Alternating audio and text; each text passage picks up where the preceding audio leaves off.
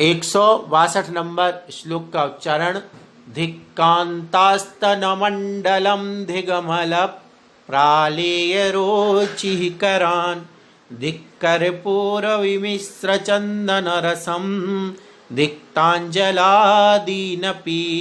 यत्प्राप्तं न कदाचिदत्र तदिदं संसारसन्तापहृत् लग्नं चेदति शीतलं गुरुवचो दिव्यामृतम मे हृदि। अर्थात जो पूर्व में कभी प्राप्त नहीं हुआ है ऐसा संसार के संताप को नष्ट करने वाला अत्यंत शीतल गुरु का उपदेश रूप दिव्य अमृत यदि मेरे हृदय में संलग्न है तो फिर पत्नी के स्तनमंडल को धिक्कार है, निर्मल चंद्रमा की किरणों को धिक्कार है, कर्पूर से मिले हुए चंदन के रस को धिक्कार है तथा अन्न जल आदि शीतल वस्तुओं को भी धिक्कार है। अब अपन 162वें नंबर श्लोक को देखते हैं।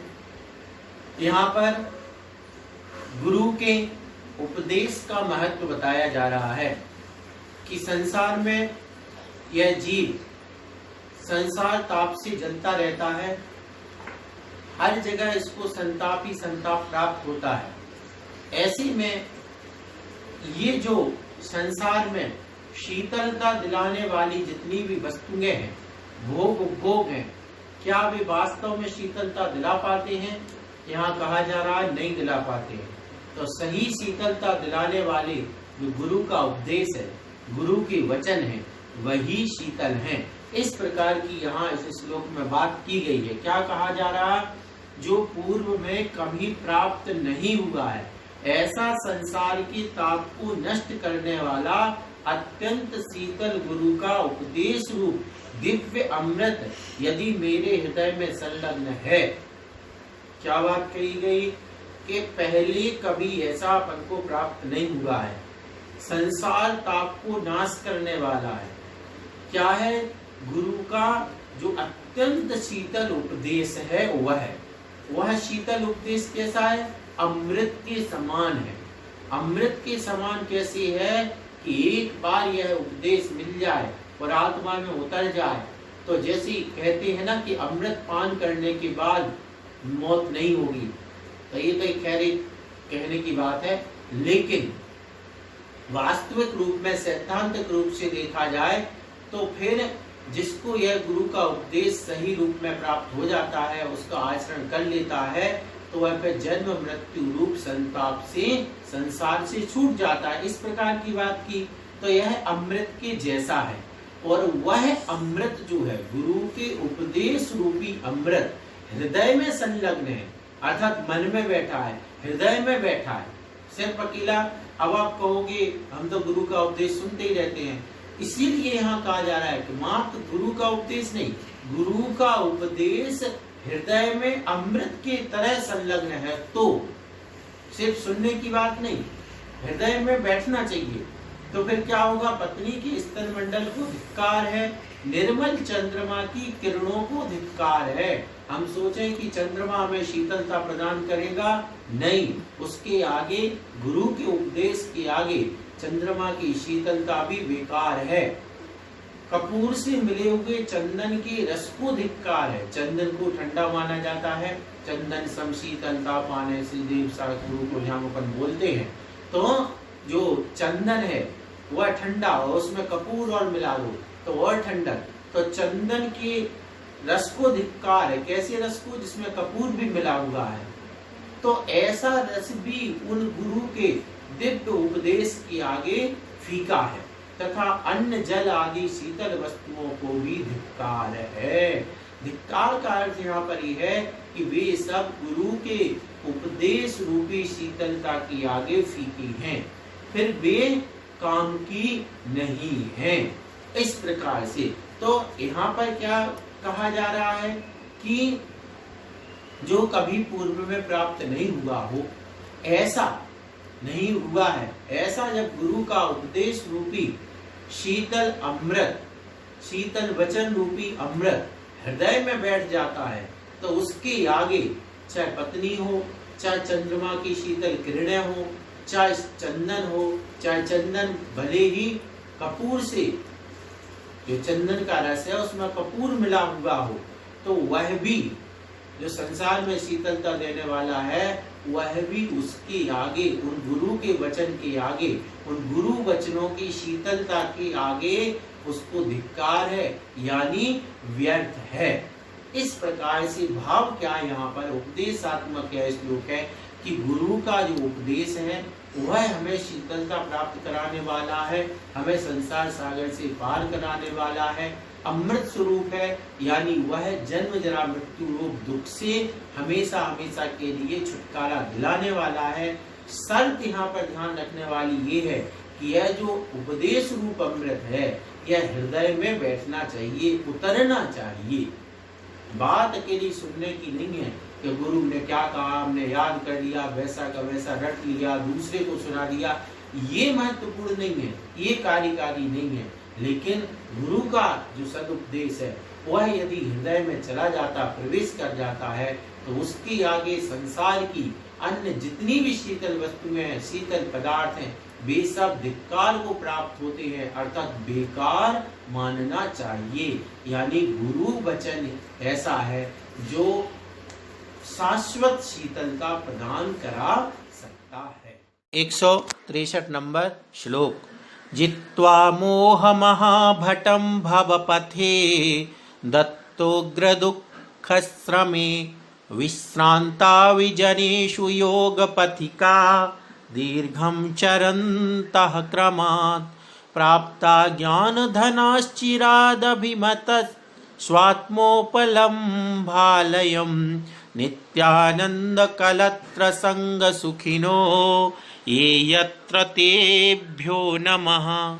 अर्थात अत्यंत तीव्र दुख एवं परिश्रम को उत्पन्न करने वाले लंबे संसार के मार्ग में क्रमशः गमन करने वाले जो योगी रूप पथिक मोह रूपी महान योद्धा को जीतकर एकांत स्थान में विश्राम को प्राप्त होते हैं, तत्पश्चात जो ज्ञान रूपी धन से संपन्न होते हुए स्वात्मोपलब्धि के स्थानभूत अपने अभीष्ट स्थान यानी मोक्ष को प्राप्त होकर वहाँ पर अविनश्वर सुख यानी मुक्ति रूपी स्त्री की संगति से सुखी हो जाते हैं, उनके लिए नमस्कार हो। 63वां नंबर श्लोक देख रहे हैं।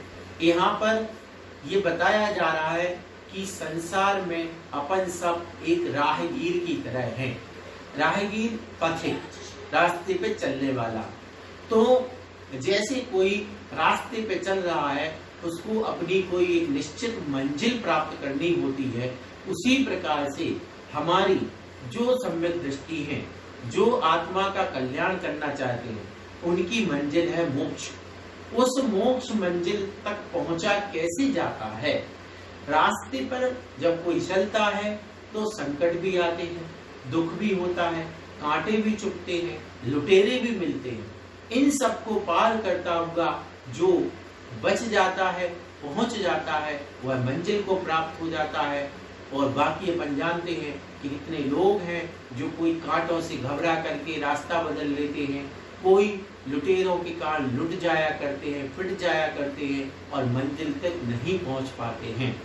तो जैसे संसार का मार्ग है, संसार का रास्ता है, संसार की जो अपनी मंजिलें होती हैं, उसी प्रकार से तुलना करते हुए मोक्ष मार्ग और मोक्ष मंजिल को यहाँ पर बताया जा रहा है कि हम सब पथिक उस मार्ग पर चल करके कैसे उस मोक्ष रूपी मंजिल को प्राप्त कर पाते हैं। तो क्या कहा जा रहा? अत्यंत तीव्र दुख एवं परिश्रम को उत्पन्न करने वाले लंबे संसार के मार्ग में क्रमशः गमन करने वाले जो योगी रूप पथिक मोह रूपी महान योद्धा को जीत कर।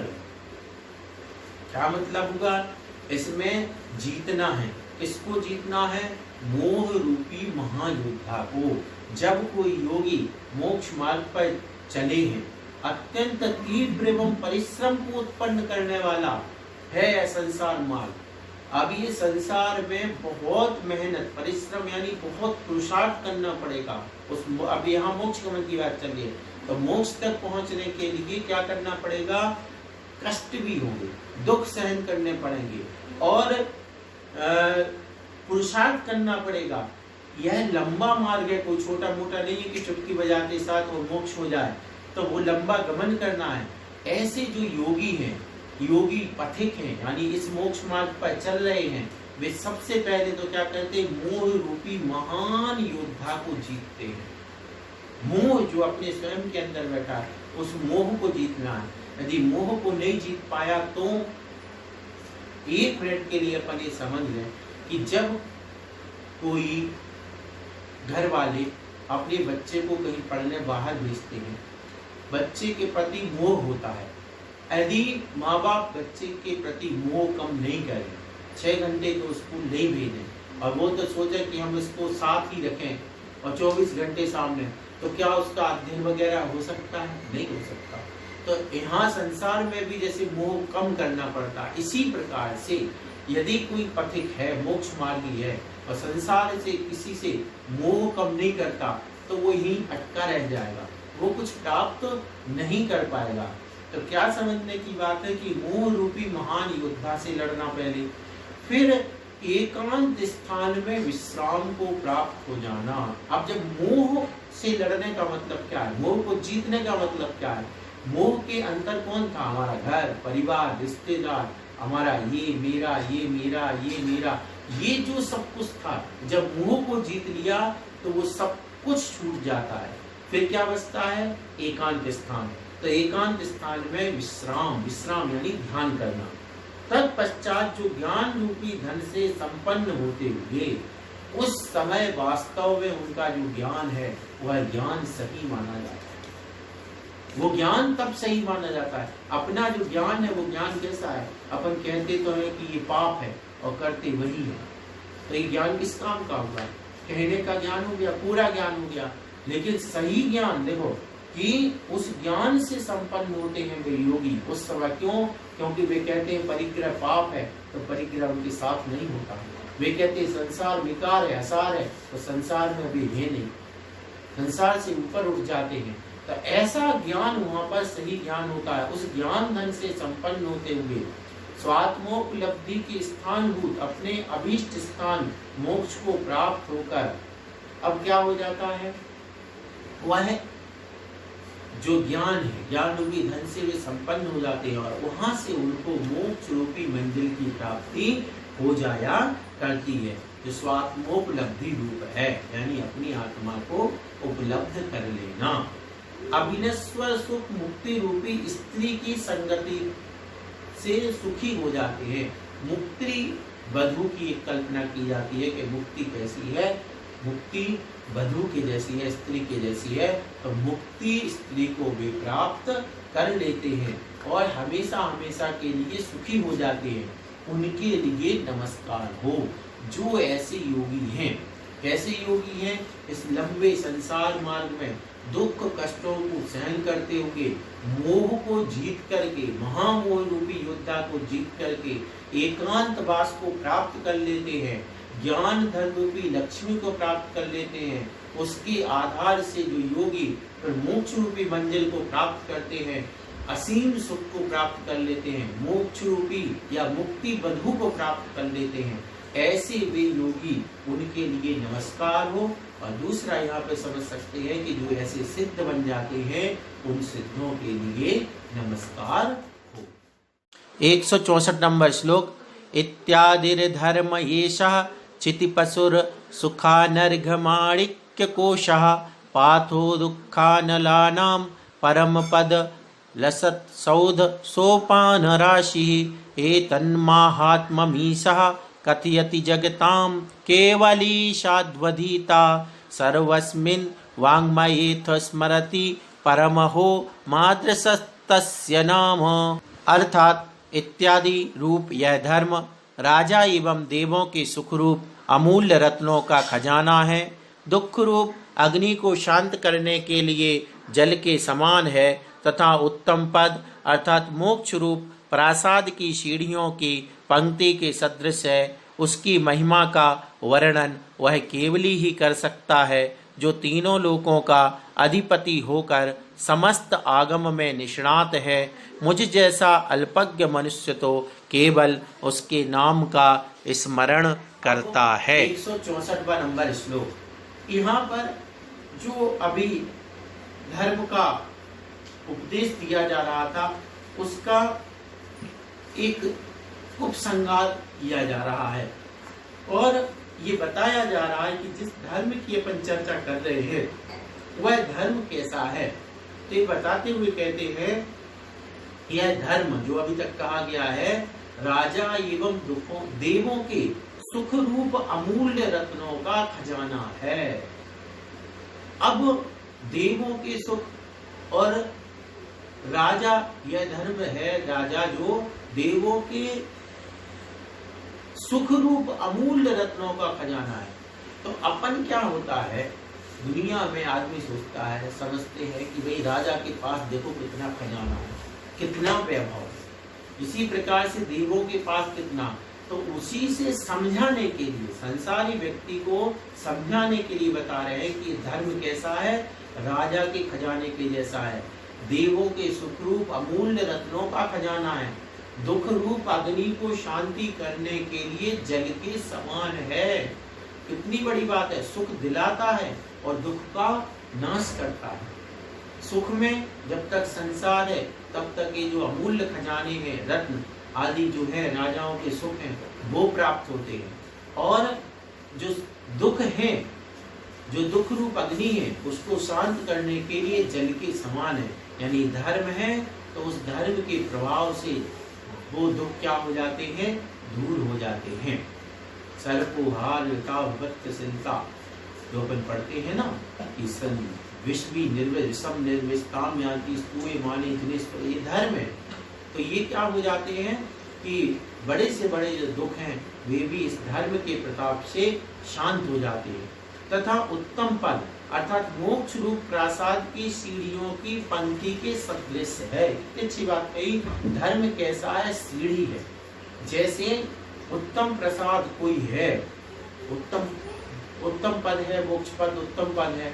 अब वो मोक्ष अपन जानते हैं कि ऊपर है, तो ऊपर जाने के लिए ये धर्म क्या है, कैसा, सीढ़ियों के जैसा है, जिस सीढ़ी पर चढ़ करके और उस मोक्ष को प्राप्त किया जा सकता है।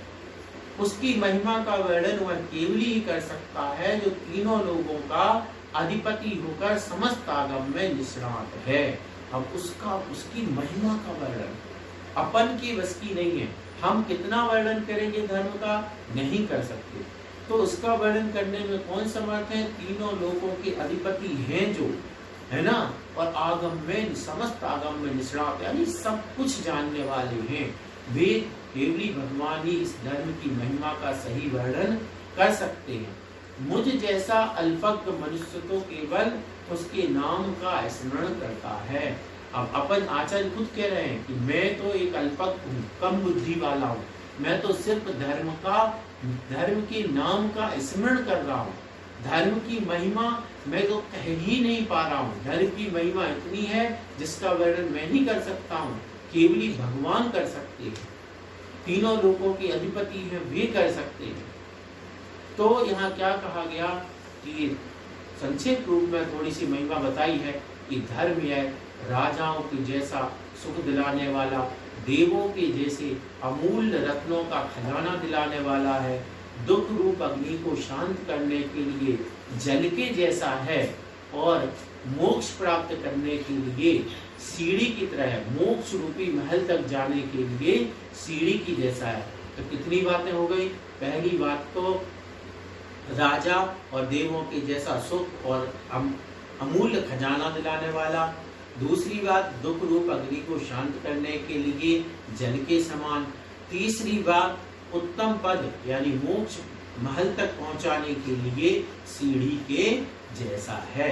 इस प्रकार का यह धर्म है।